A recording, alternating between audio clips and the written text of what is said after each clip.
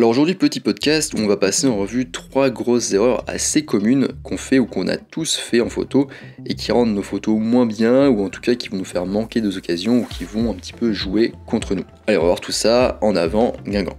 Avant de commencer, je vous rappelle que sur mon site photomaniac.fr, vous pouvez accéder à ma formation gratuite sur les bases de la photographie, donc je vous invite à vous y inscrire si ça vous intéresse. Donc première grosse erreur, c'est de ne pas développer ses photos. Alors on entend parfois que le développement c'est de la triche, que c'est pas de la photo. Bref, plein de trucs dans le genre.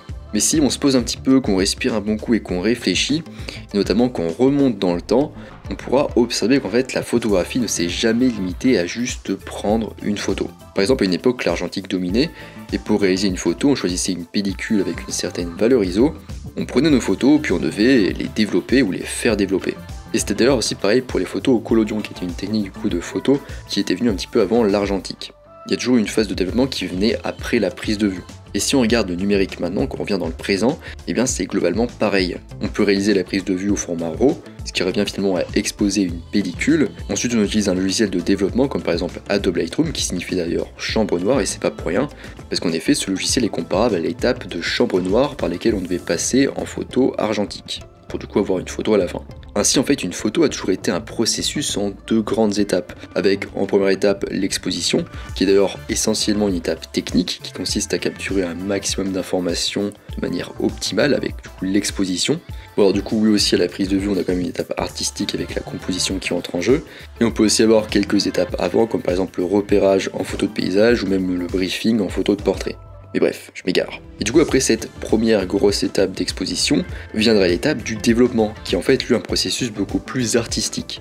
Personnellement j'aime à dire que le développement ça permet de développer le plein potentiel d'une photo que le fichier RAW renferme.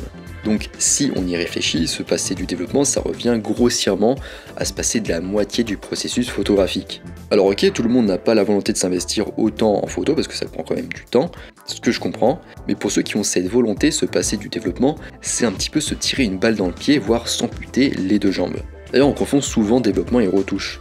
Le développement ça se fait avec un logiciel comme Lightroom, où on vient essentiellement faire des réglages assez légers finement sur par exemple la couleur, la texture, le contraste, ce genre de choses.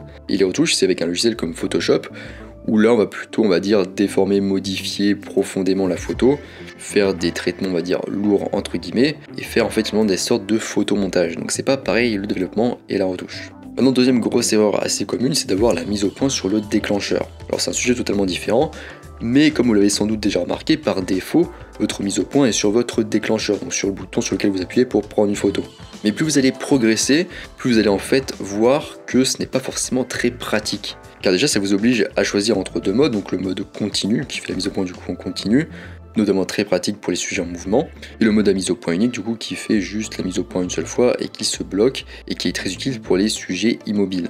Alors qu'en fait en mettant la mise au point sur un bouton différent, vous aurez le meilleur des 2 mondes. En fait vous pourrez avoir les 2 modes à la fois et en changer extrêmement rapidement.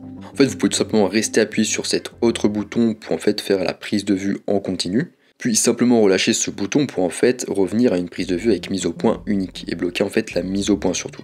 Et bloquer la mise au point ça vous permet aussi de confortablement composer et décaler l'appareil photo sans que la mise au point ne change. Rien que ces 2 points que je viens de vous expliquer, qui se fait avec un simple changement de commande, et ben ça fera une grosse différence de confort et aussi de résultat. La troisième et dernière erreur commune dont je voulais parler, c'est le fait de sous-estimer la lumière.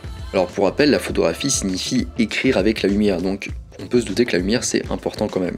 Et du coup il faut vraiment pas négliger cette partie de la photo. Il faut toujours un petit peu se poser quelques questions comme par exemple quelle est l'orientation de ma lumière, est-ce qu'elle est latérale, frontale, arrière, et quel est son impact sur ma scène ou mon sujet, est-ce que j'ai plutôt une lumière douce ou une lumière dure, est-ce que je devrais pas essayer de prendre des photos plus tôt ou plus tard pour avoir un rendu différent de la pleine journée. Pour aussi me demander quelles ondes projette la lumière sur ma scène, sur mon sujet, et quel effet ça au niveau de la sensation et du rendu. Je pourrais aussi me demander est-ce que je devrais utiliser des accessoires pour mieux gérer la lumière, comme par exemple un filtre polarisant, un filtre neutre ou un filtre neutre gradué.